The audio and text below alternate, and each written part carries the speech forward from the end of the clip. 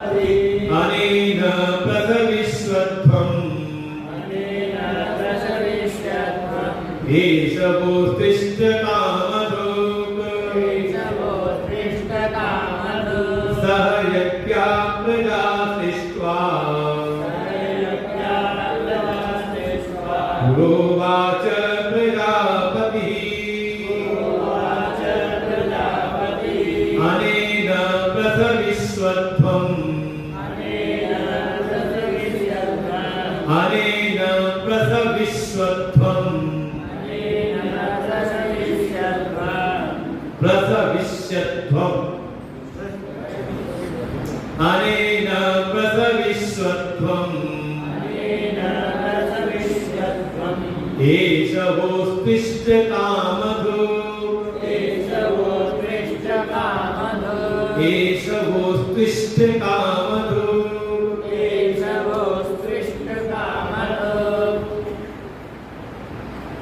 भगवान कहते आगे ये जो यज्ञ की भावना जो कह रहा हूं ज्ञात भाव से कर्म करो। ये कोई मैं नहीं कह रहा कि मेरे करने से कहने से ही करो, बल्कि इसलिए करो क्योंकि ये अज्ञात की भावना तुम्हारे साथ आई हुई। कैसे कहा? ऐसे कि जो प्रजापति थे जिन्होंने प्रजा की सृष्टि की, उन्होंने जब प्रजा की सृष्टि की तो सृष्टि करके ये बात कही थी। कब का? पुरो उवाच। किसने कहा? प्रजापति ने। प्रजापति पुरो उवाच। प्रजापति ब्रह्मा ने। समझ ले पुराण की भाषा में ब्रह्मा ने सृष्टि रचना की तो उसी समय पूर्व में ही, सृष्टि के प्रारंभ में ही इस बात को कहा था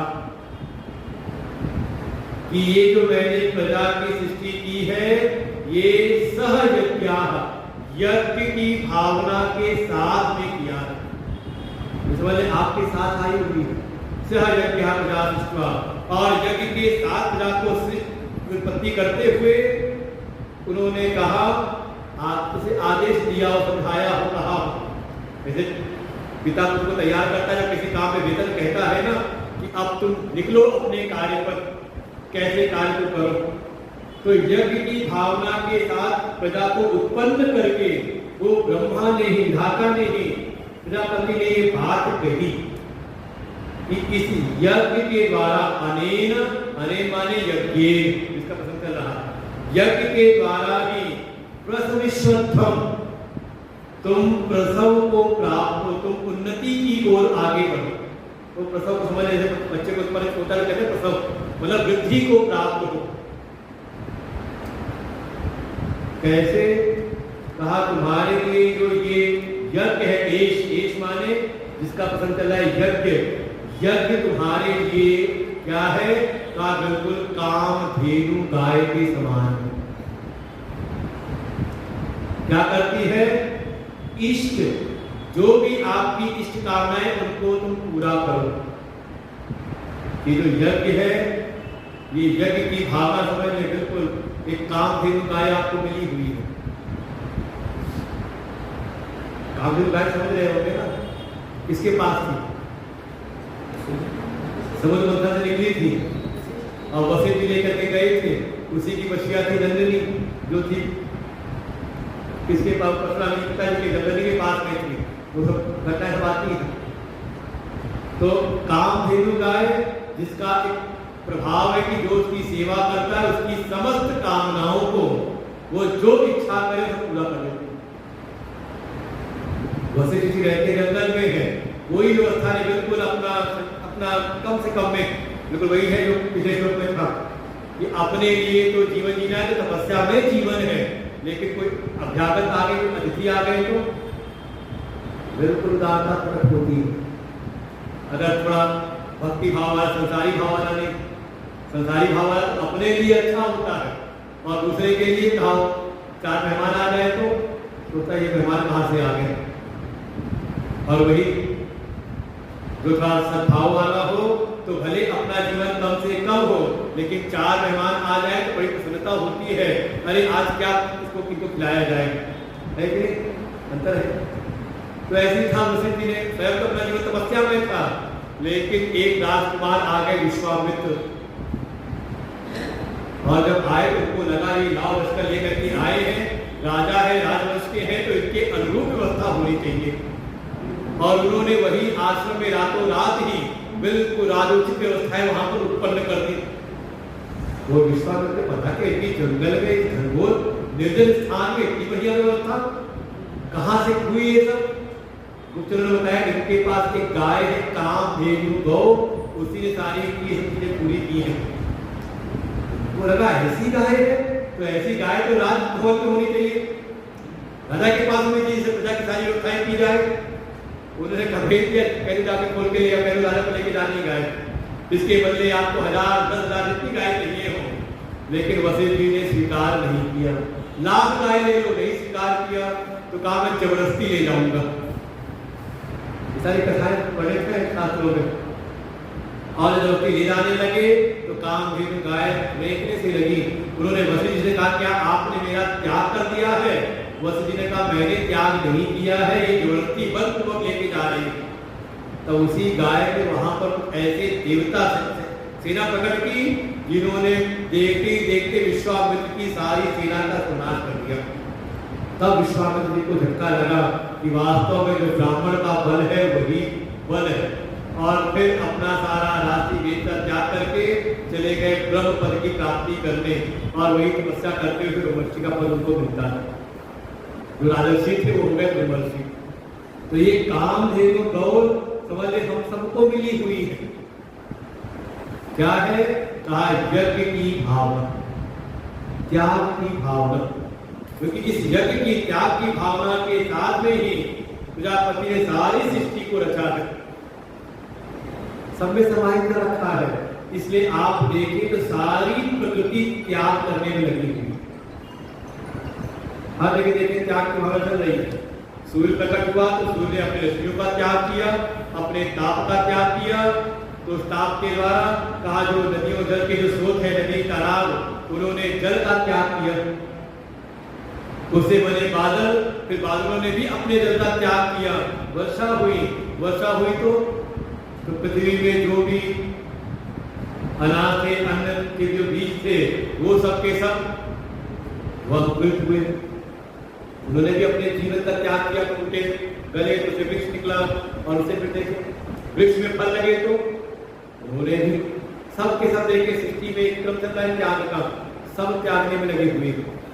और भागवत ने स्पष्ट कहा प्रत्येक जीव का जो जीवन है वो दूसरे जीव पर आधारित है। जीवो जीवस्य जीवनम। अब इसे बिल्कुल नहीं कह सकते कि हमारा एकाकी हमने अपना जीवन अपने आप बनाया। कोई ये बात कि हम सेल्फ मेड है, तो ये उसका सबसे बड़ा झूठ है। ठीक है, माता पिता नहीं रहे होंगे, लेकिन समाज का किसी ने तो आश्रय दिया होगा ना। कम से कम आपने समाज की व्यवस्थाएं तो ली होंगी ना, शिक्षा आदि की। कुछ नहीं, समाज से कुछ द्रव्य तो आपने लिए ही होंगे ना, कुछ नया बनाया भी होगा। तो अपने आप आपने क्या बना दिया? क्या बना सकते हैं आप? कुछ भी नहीं। केवल यही है वो जो 5 महाभूत है ना, बस उन्हीं को लेके हेर फेर करते हैं इसी दुनिया में। और फिर कुछ बन जाता है, कहते देखो मैंने बनाया। मिथ्या अभिमान है, इसमें कभी ना लगे। दुनिया तरक्की करते हैं उनको। कहीं ना कहीं प्रत्येक व्यक्ति, प्रत्येक जीव दूसरे जीव पर निर्भर है। सब जब क्या करने में लगे हुए हैं। इसलिए अगर किसी को उन्नति प्राप्त करनी है, प्रसव को प्राप्त करना है, अपने जीवन को उत्कर्ष की ओर ले जाना है, तो उसके लिए त्याग की भावना ही कामधेनु गाय। अच्छा, बिना त्याग के आप जीवन जी सकते हो? बिना त्याग के आप भोग नहीं कर सकते। समझे? बिल्कुल जीवन के रहस्य हैं ये सब। 2 वृत्तियों कहते हैं, एक भोग की वृत्ति है और एक त्याग की वृत्ति। हमें लगता है कि भोग की वृत्ति ज्यादा स्वाभाविक है, ज्यादा लोग अपने आप स्वार्थी बन जाते हैं, और त्याग करने का कुछ प्रयास करना पड़ता है। ऐसा है ही नहीं। आप खुद अपने जीवन को देखें, आप किसी भोग को प्राप्त करके सुखी ज्यादा होते हो या त्याग करके? आपको खूब हम धन दे दें, खूब रुपया दे दें, लेकिन शर्त लगा दें, लाखों रुपए दे दें, लेकिन शर्त लगा दें खर्च नहीं करना। कितने दिन सुख मिलेगा? वो बचपन में होता था जब कभी नई नई गोट मिलती थी ना, बड़ा अच्छी भी लगती थी, लेकिन और बहुत अच्छी भी लगती थी, बिल्कुल नई खत्म मिली है, इसको बचा के रखेंगे। क्या हुआ उसका सुख कितने दिन मिलेगा? बचा के रखने वाले को सुख तब मिलता है, उस नोट का कुछ रहता है कि हाँ कड़ी कड़ी नोटें हैं, नई नोटें हैं, लेकिन सुख उसका तभी मिलता है जिसको हम कहीं ना कहीं खर्च करते हैं, चाहे भले पूर्वक करें खर्च। हर जगह पे आप देखें, और इतना तो आप परिवार में देख सकते हैं, माताओं का जीवन देखें तो ऐसा घर में कोई ना हो और माताएं फिर अपने मन माना खूब बढ़िया व्यंजन तैयार करें, खूब ढेर सारे तैयारी करें भोजन की और खा के सुखी हो जाए। हमें लगता है घर में कोई ना हो तो भोजन भी ना हो, है कि नहीं? कुछ रखा हुआ हो, बिस्कुट से खा के पानी पी के चल जाएगा, और वही बच्चे आ जाए, कोई अतिथि आ जाए, कोई सगे संबंधी रिश्तेदार आ जाए, मित्र आ जाए, तो क्या होता है? मन होता है और क्या बनाए, और क्या खिलाए, है कि नहीं? तो खा के सुखी हो रहा है, खिला करके स्वाभाविक है ना। किसी सिखाया नहीं ना आपको ये चीज, सिखाया है अपने आप होता है। पहले कभी होता था बच्चे बिगड़ रहे हो, जिम्मेदारी लापरवाह हो रहे हो, तो बड़े बुजुर्ग कहते हैं कि शादी कर दो, जब नहीं करे कोई जिम्मेदारी है सर पर तो ये सुधर जाएगा, ऐसा कहते। मतलब अपना जीवन है तो हो जाते थे लापरवाह, और जब जिम्मेदारी आ गई घर परिवार की तो अपने लिए कमा के सुखी हुए या दूसरे के? ये हमारी बिल्कुल स्वाभाविक है, कोई ऐसा नहीं जो त्याग ना करे। बिल्कुल कठोर से कठोर व्यक्ति भी समाज में आपको दिख जाए, वो भी कहीं ना कहीं अपने बच्चे के प्रति त्याग की भावना होगी, है कि? भले कोई ऐसा भ्रष्टाचारी हो जो समाज का अहित कर रहा हो, लेकिन वो भी अपने बच्चे का भविष्य में कुछ सुधार करके रखता है। अपने परिवार के साथ आ जाए पार्लियामेंट में, कोई बच ना जाए, भले समाज का कार्य ना करे, है कि नहीं? तो कहा कहीं ना कहीं स्वाभाविक होती है, भोग के द्वारा सुखी नहीं होते हम, बल्कि सुख मिलता है त्याग में। बिल्कुल प्रकृति में आप देखिए हर जगह त्याग की भावना चल रही है। यहाँ तक कि अगर आप बढ़िया सामने भोजन रखा हो और भोजन करे और पेट त्याग ना करे तो, अरे कुछ नहीं, आप मान लो भोजन खा के मुंह में रखो और जीभ त्याग ना करे, भीतर ना लेके जाए तो कितनी देर जीभ में रखे रहोगे? अच्छा भीतर चला जाए और भीतर से वो पच करके त्याग ना हो तो अजीर्ण हो जाए। सामने बिल्कुल बढ़िया से बढ़िया भोजन भी रखा हो, आपको रास नहीं आता, बिना त्याग के कहा भोग का सुख नहीं मिलता। इसलिए त्याग की वृत्ति ही हमारी नैसर्गिक स्वाभाविक एक वो है हमारा गुण। इसलिए इस त्याग को अपने जीवन में, अपने व्यक्ति संकल्पों को हम समष्टि में विलीन करते रहे। तो कैसे करें? अगला सूत्र दिया, कैसे त्याग को हम अपने जीवन में लाएं। देवान भावयतानेन, हे देवा भावयन्तु वः, परस्परं भावयन्तः, श्रेयः परमवाप्स्यथ। देवान् भावयतानेन, हे देवा भावयन्तु वः, परस्परं भावयन्तः, श्रेयः परमवाप्स्यथ।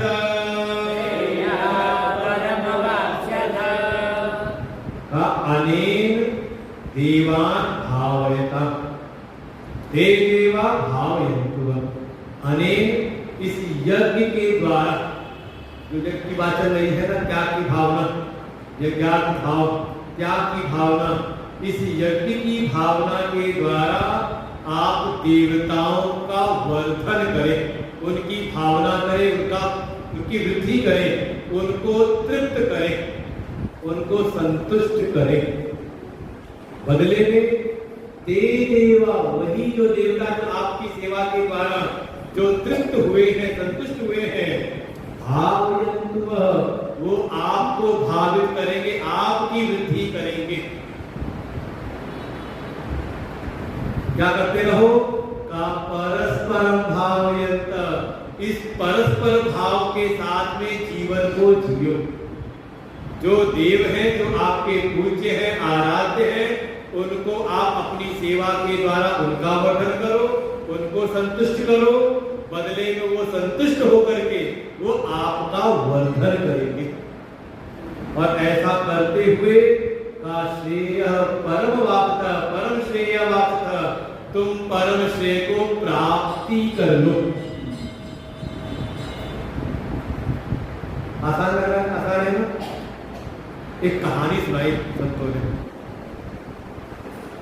एक बार प्रजापति ब्रह्मा ने भोज किया, भंडारे का निमंत्रण दिया, देवताओं को भी और दैत्यों को भी। दोनों आए, दोनों की पंगत अलग अलग बैठी, एक तरफ देवताओं की पंगत, एक तरफ दैत्यों की पंगत बैठी। और पंगत बिठाई, जैसे पहले होता था पट्टी बिछाई जाती थी, नीचे बैठ के खाना है, करना। अब नया जमाना समय नहीं था, टेबल कुर्सी वाला बफर सिस्टम नहीं था। तो जब भोज भंडारा शुरू हुआ तो पंगत बैठी आमने सामने, एक तरफ देवता लोग बैठे और दूसरी तरफ पंक्ति बैठी दैत्यों की आमने सामने बैठ गए। और बढ़िया मंत्रोच्चार के साथ में पत्तलें परोसी गई, बढ़िया 56 प्रकार के जो पकवान थे सब पत्तलों पर परोसे जाने लगे। लेकिन इधर ब्रह्मा जी ने अपने सेवक आज्ञा दी, सेवकों को कुछ डंडियां दे दी, लकड़ी के कपच्ची जैसी दे दी, और आज्ञा दी कि ले जाके सबकी कोहनियों में बांध दो। लकड़ी का टुकड़ा था, कहते यहाँ पे कोहनी के दोनों हाथ कोहनी में बांध दो, तो लाके ऐसे बांध दिया यहाँ पर, और सबके बंद गया, भोजन परोस दिया गया। तो जयकारा हुआ, कहा कि भोजन प्रारंभ करें। इधर जब दैत्यों ने भोजन उठाया थाली से, अब कोहनी मुड़ेगा, तो ना तो हाथ मुंह के पास आए, ना मुंह हाथ के पास जाए। अब कल्पना को खा सकते हो, अगर ये ना मुड़े खा लोगे। उनको तो आया बड़ा गुस्सा, हमारा मजाक उड़ाने के लिए यहाँ बुलाया था, ये ब्रह्मा बहुत दुष्ट है। बस गालियां दे दे करके, अपशब्द कह करके वो क्रोध में उड़ करके चले गए। बड़ा हंगामा हुआ, ब्रह्मा जी ने कहा अरे हंगामा करके जा रहे हैं। लेकिन ब्रह्मा को लगा कि ये कई तो हंगामा करके जा रहे हैं, ये देवता तो शांति से बैठे हुए हैं, ये क्या कर रहे हैं। जब जा करके देखा तो जब देवताओं ने भी खाने का प्रयास किया तो उनको कोई समस्या आई, हाथ ना तो हाथ मुंह को आए, ना मुंह हाथ को जाए। क्या करें, लगता है कि हम तो खा नहीं सकते। लेकिन एक के मन में आया मैं नहीं खा सकता, तो क्या हुआ, सामने वाले को खिला सकता हूं ना। उसने उठाया भोजन एक और सामने वाले को खिलाया। वो सामने वाले को लगा जो कितना अच्छा है, खुद नहीं खा सकता तो मुझको खिला रहा, उसने अपनी थाली से खाया, उसको खिलाया। ऐसी देखा देखी करके सबने एक दूसरे को खिला करके उस बढ़िया पकवान का आनंद लिया और बड़ी प्रशंसा करते हुए वहां से विदा हुए। अब बताओ, दोष इस तरह परिस्थितियों का था। जो दैत्य है उनके भीतर है भोग की भ्रांता, मेरा भला हो, मुझको प्राप्ति हो जाए, दूसरे को मिले चाहे ना मिले। देखो अभी जीवन चलती वृत्तियां ऐसी, एक है वो अपने सुख दूसरे सुखी दुखी नहीं होता, दूसरा दुखी है तो सुखी होता है, दूसरा सुखी है तो दुखी हो जाता है। ये है आसुरी वृत्ति। और कोई ऐसा दूसरे के दुख में दुखी होता है, दूसरे के सुख में सुखी होता है। ये वर्णन आता है जब भगवान कृष्ण का जब जन्म हो गया, पहुंच गए वहां गोकुल में, तो नंद राय जी आते हैं कर देने के लिए मथुरा। राजा को कर चुकाया और उसके बाद उनको स्मरण हुआ अपने मित्र वसुदेव जी का कि देखो कितना उनके जीवन में संकट आया। उनके सामने उनके 6 पुत्रों की हत्या हो गई, एक का पतन हुआ, पात हुआ, और एक तो कन्या रूप में भागा चली गई। कितना विकट संकट उनके जीवन में था। चल करके उनके दुख में उनको सांत्वना दी। और वही वसुदेव जी को सूचना मिली कि नंदराय जी आ रहे हैं, उनके मित्र आ रहे हैं, जिनके जीवन में अपार हर्ष है। जब दोनों मिलते हैं तो वहां भागवत जी में ऐसा वर्णन है कि वसुदेव जी के जीवन में अपार दुख है लेकिन अपना दुख व्यक्त नहीं करते, नंद राय जी को बधाई देते हैं। और नंद राय जी के जीवन में अपार हर्ष है, लेकिन अपनी खुशी प्रकट नहीं करते, बल्कि उनके दुख में सांत्वना देते हैं। तो ये है परस्पर भाव। कोई बिल्कुल दूसरे को दुखी देख के सुखी हो जाए, ये आसुरी वृत्ति है। और आसुरी वृत्ति को कहा स्वेश अशेष रमन्ते असुरः, जो केवल और केवल अपने प्राणों के संचार के लिए जीवन दिए, अपने प्राणों में अपने इंद्रिय भोगों में रमण करे, उसी को नाम दिया ये है असुर। और समझना है असुर पद को, असुर जिसका सुर किसी से न मिले। अच्छा कोई स्वार्थी हो, उसका सुर मिलेगा सबके साथ में?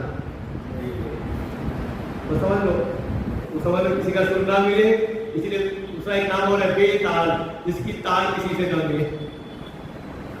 तो अगर स्वार्थी बना होगा तो ना तो सुर मिलेगा ना ताल मिलेगी। तो कौन है कहा जो केवल अपने लिए जीवन जिए, वो वास्तव में असुर है। और देवता का द्योतनार देव, जो दूसरों के जीवन को प्रकाशित करने के लिए जीवन जिए, जो निरंतर देने में लगे रहे, उन्हीं को हम कहते हैं देव। इसलिए हमारे उपनिषदों में कहा, वेद में कहा मातृ देवो भव, पितृ देवो भव, आचार्य देवो भव, अतिथि देवो भव। क्यों? क्योंकि ये सदैव कुछ न कुछ देने में ही लगे रहते हैं। माता पिता का चाहे बच्चे सेवा करें न करें, लेकिन माता पिता का हृदय सदैव अपने बच्चों के कल्याण की भावना बना के रखता है, देने में ही। भले बच्चों को आवश्यकता ना भी हो, लेकिन बचा के रखे रहते कि उन्हें काम आएगा, है कि आज के बच्चों की जरूरत नहीं रहती। बिल्कुल अच्छा लग गए नौकरियों में तो कोई आवश्यकता इतना को ऐसा लगता है, लेकिन फिर भी माता पिता का मन होता है कि जो हमारा वो बच्चों के लिए ही।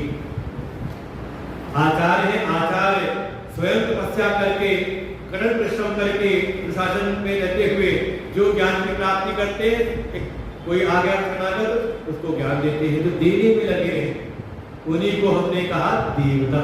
और इस कथानक से समझ में आ गया ना, जो केवल खुद भोग करना चाहे का वही असुर, और जो दूसरों को खिलाने में खुश हो और परस्पर भाव से जीवन जिए, वही है देवता। तो बस यही करना है। आप अपने त्याग के द्वारा जो भी आपके देव हैं, जो आपके पूज्य हैं, जो आपके आराध्य हैं, आप उनको संतुष्ट करें।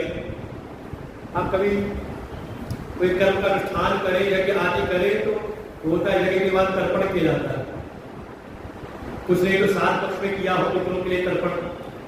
हमारे पितृदेव है, हमारे देवतागण है, हमारे गुरुदेव ऋषि लोग हैं, उनके तर्पण करते हैं, उसको मंत्र बुलवाते हैं तृप्ताम जल के द्वारा। जो हमारे मित्र हैं वो तृप्त हो जाए, जो हमारे देवगण है वो तृप्त हो, जो हमारे गुरुजन है वो तृप्त हो। क्यों? क्योंकि जब वो तृप्त होंगे तो वो भी हमें तृप्ति प्रदान करेंगे। इसलिए हमारी जो प्रक्रिया है सब में परस्पर भाव जुड़ा हुआ है। हमारे कर्म के अनुष्ठान में हम अपनी सेवा अपने यज्ञ के द्वारा, अपने त्याग के द्वारा, जो भी हमारे देव पूज्य आराध्य हैं, उनको हम तृप्त करें, संतुष्ट करें, बदले में वो हमें अपना आशीर्वाद प्रदान करेंगे, जिससे हमें भी तृप्ति प्राप्त हो। इसलिए जो अपने पितरों को भूल जाते हैं, तो उन्हीं के जीवन में पितृ दोष आता है। संसाधन कितने भी इकट्ठे कर ले, जीवन में सुख शांति नहीं मिलती। जो देवताओं को पसंद ना करे, संतुष्ट ना करे, तो जीवन में सुख शांति नहीं मिलती। और अपने आचार्य गुरुजनों के प्रति कविता का भाव है, तो भी का शांति प्राप्त जीवन में नहीं होती। इसलिए बिल्कुल परस्पर भाव है स्पष्ट रूप से। और देखिए जीवन शैली इसमें टिकी हुई है। परिवार क्या है? एक समय माता पिता सामर्थ्यवान है और जो बच्चा है वो असहाय है, माता पिता पर आश्रित है। आश्रित लिखे जाते हैं बच्चों में, पहले पिता पर आश्रित है। धीरे धीरे माता पिता ने अपनी सामर्थ्य के अनुसार बच्चे का पालन पोषण किया और बच्चा हो गया बड़ा सामर्थ्यवान। लेकिन इधर बच्चा तो सामर्थ्यवान हुआ, लेकिन माता पिता कुछ असक्त हुए ना, शरीर की स्थिति कम हुई, शिथिल हुई, तो असक्त हुए। तो जैसे एक है माता पिता ने पुत्र का पालन पोषण किया था, पुत्र आश्रित था, एक समय बाद क्या होता है, कहा माता पिता आश्रित होते हैं पुत्र के ऊपर, तो अब पुत्र का कर्तव्य है कि वो माता पिता की सेवा करे, कोई एहसान नहीं है। जो कहते हैं कि हम तो अपने माता पिता की सेवा करते हैं, हमें क्या आवश्यकता है पूजा पाठ करने, वही हमारे भगवान, वह बड़ा पुण्य हम करते हैं, कोई पुण्य नहीं है इसमें। ये बहुत सावधान है, माता पिता की सेवा करना हमारा ऋण है, हमें ऋण चुकाना है, कोई बड़ा पुण्य नहीं है। हाँ, अगर कोई नहीं करता है तो उसको पाप लगता है, समझिए इस बात को, क्योंकि हमने लिया है ना उनसे, तो उनकी हम ऋणी हैं, उनको हम जो भी दें वो उस ऋण चुका नहीं सकते हैं। इसलिए सेवा करना का कोई पुण्य नहीं, वो हमारा कर्तव्य है, हमें करना ही चाहिए। एक समय माता पिता ने बच्चे के लिए किया, तो बच्चा बाद में माता पिता के लिए करे, इसी का नाम है परस्पर परिवार ठीक ठाक चलते हैं।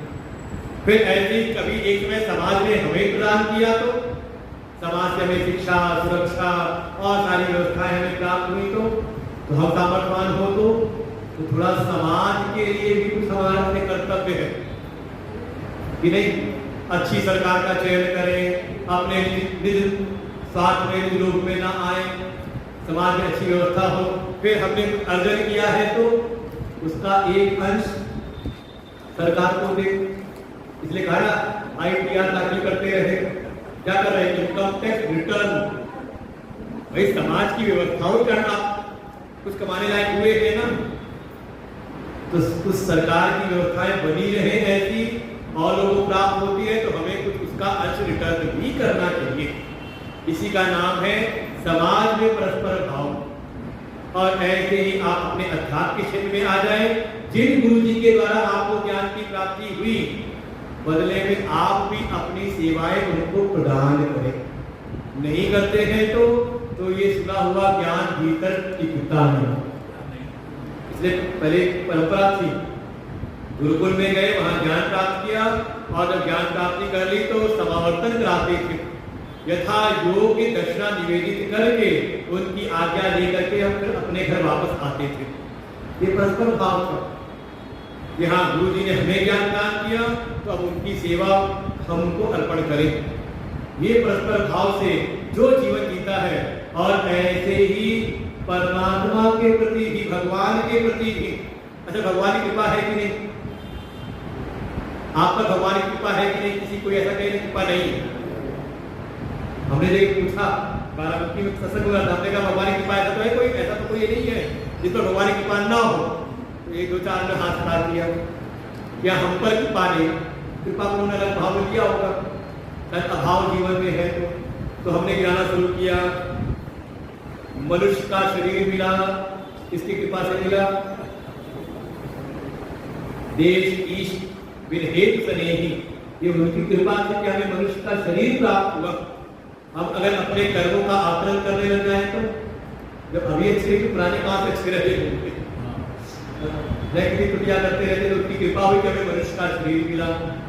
फिर शरीर भी हमारा स्वस्थ है, हमारी इंद्रियां स्वस्थ है, सुनाई दिखाई सब चीजें दे रही है, तो हाथ पैर चल रहे हैं, तो उनकी कृपा नहीं है। फिर उनकी कृपा है कि हम भारतवर्ष में जन्म लिया, हमने कहीं अफ्रीका में कहीं हुए होते, जंगल में कहीं आदिवासी इलाके में होते, तो फिर कम से कम हमें ज्ञान की प्राप्ति, शिक्षा अच्छी प्राप्त हुई, संसाधन भी हमें प्राप्त हुए, कहीं ना कहीं उन्हीं की कृपा से। अगर अपना पुरुषार्थ, अगर आपका कार्य करता और अपने पुरुषार्थ के ऊपर आपने कार्य किया होता तो आप यहाँ ना बैठे होते, फिर आप बैठे होते राजभवन में। क्योंकि कोई भी अपने को राष्ट्रपति और प्रधानमंत्री से कम नहीं बनाना चाहता है कि नहीं। अगर लगता है कि हम अपने पुरुषार्थ से यहाँ पहुंचे हैं तो यही के पहुंचे, और ऊपर जाना चाहिए था। अगर पुरुषार्थ सही है तो कहीं ना कहीं ईश्वर कृपा, भगवान कृपा से ही आज जो भी स्थिति है हमारी, उनकी कृपा से, तो उनकी कृपा है तो उनसे हमने बढ़िया जो प्राप्त शक्तियां, इनसे हमने कुछ प्राप्त किया है शुद्ध। अच्छा देखो, जो जीवन के लिए जितनी ज्यादा अनिवार्य है वो उतनी ज्यादा सुलभ है, और उतना ज्यादा ही मनुष्य ने उसका शोषण दुर्गति की है। ये भी है, जैसे घर मकान कपड़ों के बगैर आपका जीवन चल सकता है, तो उतनी सुलभ नहीं है। आपको कोई साथ प्रयत्न खूब करना पड़ता है, मकान बनाना हो, अपने अनुकूल बस अच्छी चाहिए हो तो वैसे ज़्यादा करना पड़ता है, लेकिन उससे ज़्यादा जरूरी है अन्न भोजन। तो मकान घर से सुलभ है ना भोजन, थोड़ी मेहनत करो भोजन प्राप्ति हो सकती है, अन्न मिल सकता है कि नहीं, उससे ज़्यादा सुलभ है। अच्छा, अन्न के बगैर भी कुछ दिन आप काट सकते हो, लेकिन जल ना मिले तो लग रहा होगा जल का संकट दिल्ली पर गहरा रहा है। आज जल वाले आए नहीं बैठे हैं, जल के हाथ वाले है कि जल जरूरी है। तो देखो भोजन से जल ज्यादा सुलभ है। एक कथा आती है पिछलों में, एक ऋषि थे, प्रशस्ति नाम के ऋषि थे, और जहां रहते थे वहां पर बिल्कुल बिल्कुल कोई वर्षा हुई नहीं, बिल्कुल दुर्भिक्ष एकदम हो गया, बिल्कुल हरे पत्ते कहीं दिखते ही नहीं, खाने को लाने पड़ गए। वो जा रहे थे ऋषि, उनको सामने दिखाई दिया एक महावत हाथी पर बैठ जा रहा था, और कुछ रोने में पत्तों में वो उड़द के कुछ भीगे हुए दाने थे, वो खा रहा था। तो ये ऋषि ने कहा, हे महावत, ये जो तू खा रहा है ये उड़द के दाने कुछ उसको देगा? उसने कहा, अरे मैं नीच जाति का हूं, आप ऋषि हैं, मेरा जिधर खाएंगे तो आपका धर्म नष्ट होगा। उन्होंने कहा, नहीं, कोई ऐसा कुछ नहीं होगा, तुम उसको दे दे, इस समय परिस्थिति विषम है, आपातकाल चल रहा है, इस समय सबसे बड़ा धर्म है शरीर की रक्षा करना, क्योंकि शरीर ठीक ठाक रहेगा तो उसका प्रायश्चित मैं बाद में भी कर सकता हूँ।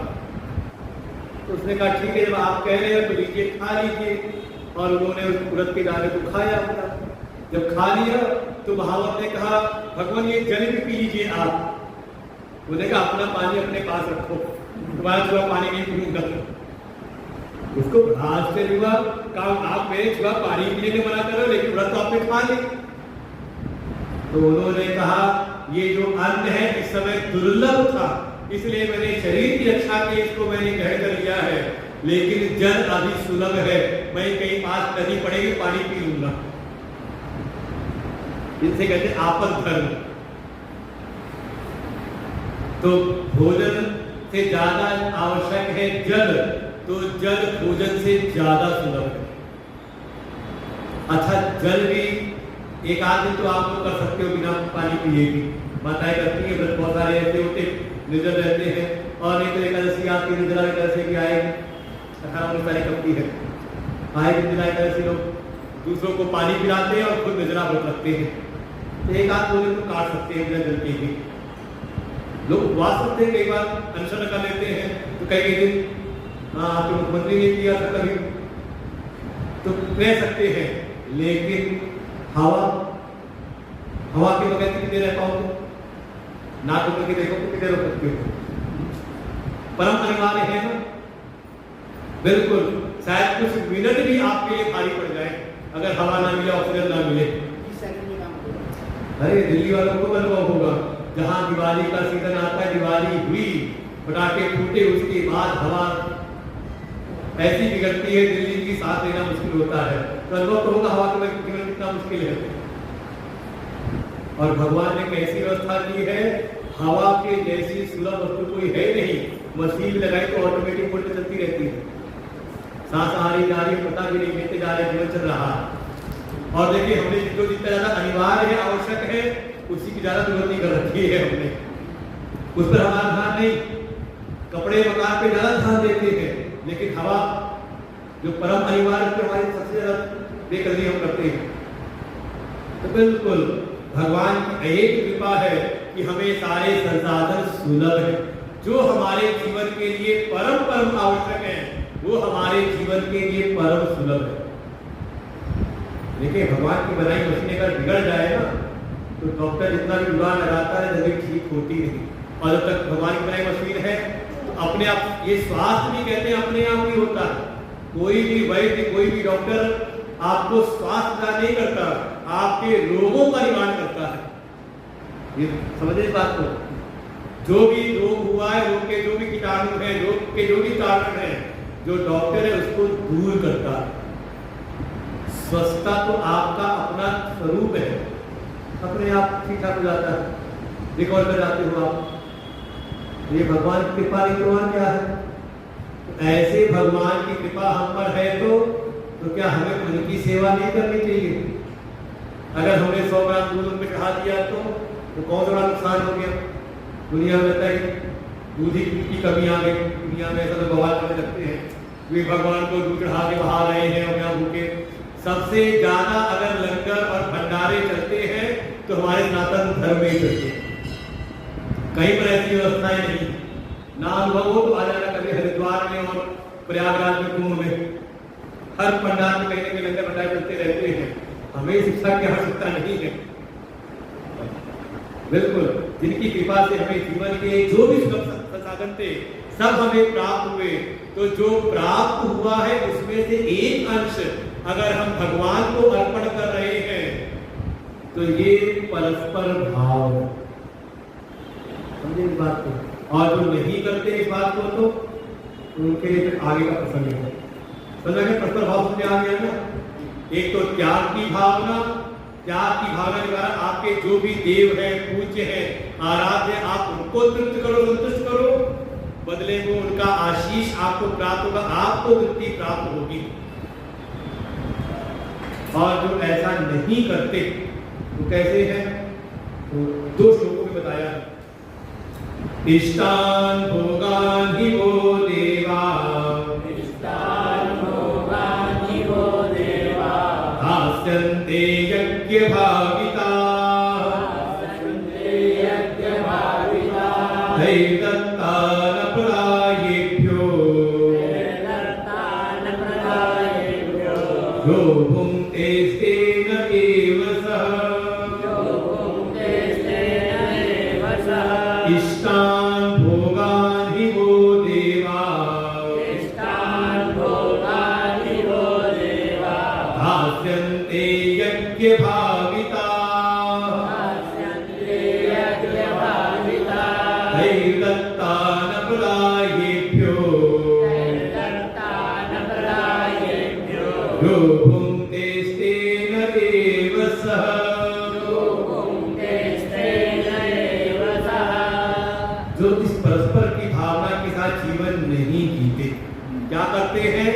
का यज्ञ के द्वारा भावित हुए जो देवता है, भाई हमने नहीं किया, किसी ने किया ना, तो उसके द्वारा जो वृद्धि को प्राप्त हुए देवता है वो हमें हमारे इष्ट भोग देते हैं। इष्टान भोगान ही वो देवा दास्यन्ते, यज्ञ भाविता, यज्ञ भाविता देवा इष्टान भोगान दास्यन्ते।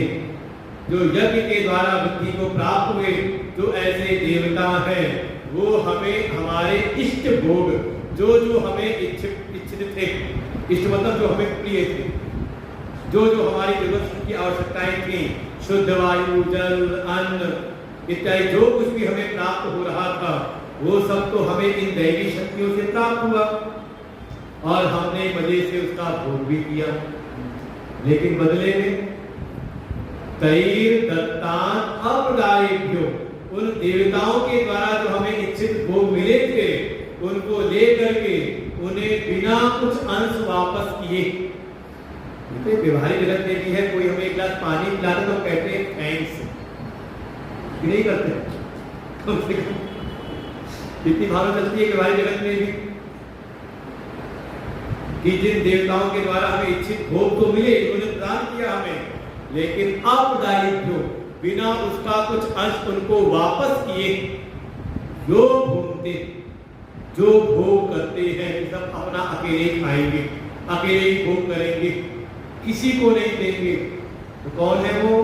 तो का स्तेन एव सह, स स्तेन एव, वो फिर स्तेन है। स्तेन माने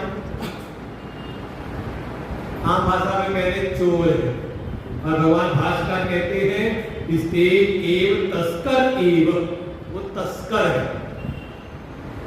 जैसे आप विदेश जाओ, वहां से कुछ कीमती वस्तुएं लेकर के आओ और ड्यूटी न चुकाओ तो बॉर्डर पर सीमा शुल्क ना दे तो कहते क्या कर रहे हो, चुपके से ले आए तो अच्छा तस्करी कर रहे, चोरी कर रहे हैं। भाई जिस देश ने आपको लायक बना के भेजा है, आपने वहां कमाया, वहां कुछ लिया आपने, पर आते समय सरकार को नहीं दिया पुरस्कार। अभी 100 टन सोना आया देश में तो सरकार ने उस पर भी जीएसटी चुकाई है कि नहीं? ऐसे ही जो सबको खुद ही खाता है। अरे मानो धीरे आपने कमाई की, इनकम आपकी हुई किसी के पास है, कहा एक समाज की व्यवस्था के द्वारा, सरकार की व्यवस्थाओं के द्वारा। तो क्या करना चाहिए? उस पे से अगर उस स्लैब में आप आ रहे हैं तो अपने स्लैब के अनुसार सरकार को आप रिटर्न भरते रहो, है ना? और ना भरे तो और कहीं तिजोरियों में पकड़ा जाए और आप हिसाब ना दे पाओ और तिजोरियों में कमरे भरे भरे पकड़ में आ जाए तो क्या होगा? बस वही है, भगवान भी कह रहे थे कि जैसे दुनिया के व्यवहार में ऐसे ही जो ये हमारी दैवी शक्तियां हैं, प्राकृतिक शक्तियां हैं, जो भी देव हैं, चाहे वो माता पिता हो, आचार्य हो, गुरुजन हो, पितृगण हो, चाहे परमात्मा हो, भगवान हो, जिनकी कृपा से हमें अपने इष्ट भोग मिल रहे हैं, उन भोगों को हम प्राप्त करें और उनको भूल जाएं। ऐसे जो कृतज्ञ हैं उनको सीधे कहा कि वो वास्तव में चोर ही है, दूसरों के अधिकारों का हनन करते हैं। अच्छा देखो, कई बार अपने व्यवहार से समझे, जैसे आपने बच्चे को पढ़ाया लिखाया, उसकी नौकरी लगी, कई बार उसकी नौकरी लगी और बढ़िया उसने कमाने वाने लगा, कमा करके वो वापस आए और कुछ आपके लिए उपयोग की वस्तु लेकर के आए, भले सर आपको जरूरत ना हो, कोई आवश्यकता नहीं, भरा पड़ा हुआ है, लेकिन जब कुछ ले करके आता है तो मन को खुशी मिलती कि नहीं मिलती? पिताजी के लिए वस्त्र ले आया, माँ के लिए साड़ी ले आया, कोई उपहार की वस्तु ले आया उनके लिए कि हाँ तो पहली इनकम हुई थी, पहली सैलरी मिली थी तो आपको अर्पण है, खुशी मिलती कि नहीं? जरूरत कोई नहीं आपको, भरा पड़ा हुआ, खुशी होती कि नहीं होती? और मान लो कोई कमाने लगे और अपना जीवन अपने जीने लग जाए, आपकी सुध बुध ना ले, मन खुशी हो, खुश होगा उससे, संतुष्ट होगा उससे? भले कोई आपको जरूरत नहीं, लेकिन कहीं ना कहीं मन को तो खटकता है कि देखो वो गया कमाने और वहीं का वहीं हो गया, हमारी सुध भी नहीं लेता, तो क्या है लगाना, कुछ खटका लगाना। तो वही चीज है इस पूरी सृष्टि के चक्र में भी कि जिनकी कृपा से हमें कुछ प्राप्त हुआ है, कम से कम कुछ अंश उनको हम वापस करते रहे। ये है वास्तव में कृतज्ञ भाव। हमेशा बिल्कुल इसको बात समझ लें, कभी भी कुछ प्राप्त हो तो उसमें अपनी सामर्थ्य को ना देखें, अपने पुरुषार्थ को ना देखें। ये होता कहीं ना कहीं अहंकार को बढ़ाता है। हर समय ये भावना बनी रहे कि हमें जो भी उपलब्धि मिली है इसमें बहुतों की कृपा। ये जो अंश देने का भाव यही है, जब कुछ अंश अर्पण करते तो वो भाव होता है कि इनकी कृपा से हमें मिला। हम गए भगवान कुछ अर्पण किया तो भावना ये कि हे प्रभु आप कृपा से मुझको संसाधन मिले हैं, उसमें से थोड़ा भेंट आपको भी, तेरा तुझको अर्पण है कि नहीं? बिल्कुल ये भावना है। कृतज्ञ भावना बने, बल्कि कृतज्ञता का भाव सदैव बना है। जो भी मिला है बिल्कुल कुछ चाहिए तो उसके लिए पात्र बने। फर्स्ट डिजर्व देन डिजायर, इस श्रुति है कि अगर आपको कुछ प्राप्त करना है तो उसके लिए आप योग्य बनिए, लेकिन कुछ उपलब्धि मिल जाए तो उसमें अपनी पात्रता को ना देखें। इसी का नाम है अहंकार, अभिमान। बल्कि कुछ मिल जाए तो उस समय बिल्कुल ध्यान रहे कि माता पिता की कृपा, उनका आशीर्वाद है, हमारे गुरुजनों का आशीर्वाद है, भगवान की कृपा से हमको प्राप्त हुआ है कि नहीं? और इसी बात को, और जो किसी कृपा को नहीं देखता, केवल अपने लिए जीवन जीता है, तो वास्तव में वो चोर है। इसे क्या करना है? तो अगले श्लोक में देखो, एक श्लोक दूसरा श्लोक जुड़ा हुआ है, इसीलिए हमने कहा कि अगर आप थोड़ा सा भी लेट हो गए तो सत्क्रम जोड़ना मुश्किल हो जाएगा। एक श्लोक की व्याख्या अगला श्लोक है, जुड़ा हुआ आता है। तो अगला श्लोक हम लोग पढ़ लेते हैं, बाकी कल चिंतन करेंगे इस पर। करना क्या है उसके बाद, क्या होता है, कैसे होता है? तो यज्ञ शिष्टाशिना संतो, यज्ञ शिष्टाशिना संतो, मुच्यन्ते सर्वकिल्बिषैः, मुच्यन्ते सर्वकिल्बिषैः, भुञ्जते ते त्वघा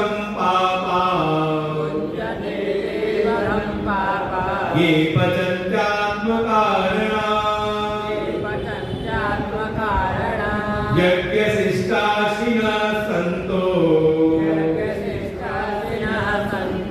मुच्यन्ते सर्वकिल्बिषैः भुञ्जते ते त्वघं पापा पचन्त्या ये पचन्त्यात्मकारणा।